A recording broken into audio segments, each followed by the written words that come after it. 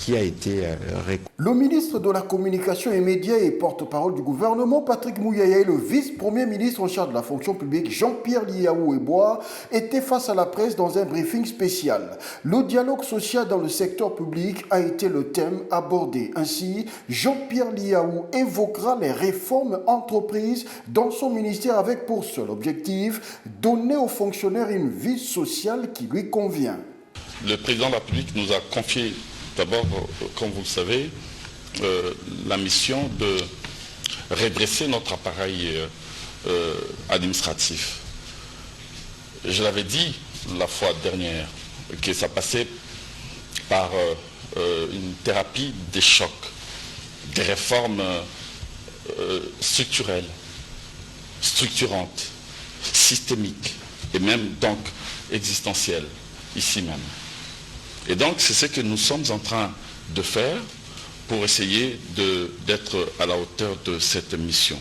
Il fallait donc d'abord maîtriser les effectifs et la masse salariale qui va avec, d'où l'idée donc de l'identification biométrique des agents et fonctionnaires de l'État ici à Kinshasa, mais aussi à travers tout le territoire national. Et donc c'est à la faveur donc de cette gymnastique, de ce travail que nous avons pondu, nous avons réussi à avoir ces annuaires pour une première fois dans notre pays, des annuaires alphabétiques et numériques de tous les agents et fonctionnaires de l'État dans notre pays. On a commencé par donc cette publication qui concerne d'abord dans un premier temps les agents et fonctionnaires de l'État des services centraux ici à Kinshasa et des divisions urbaines.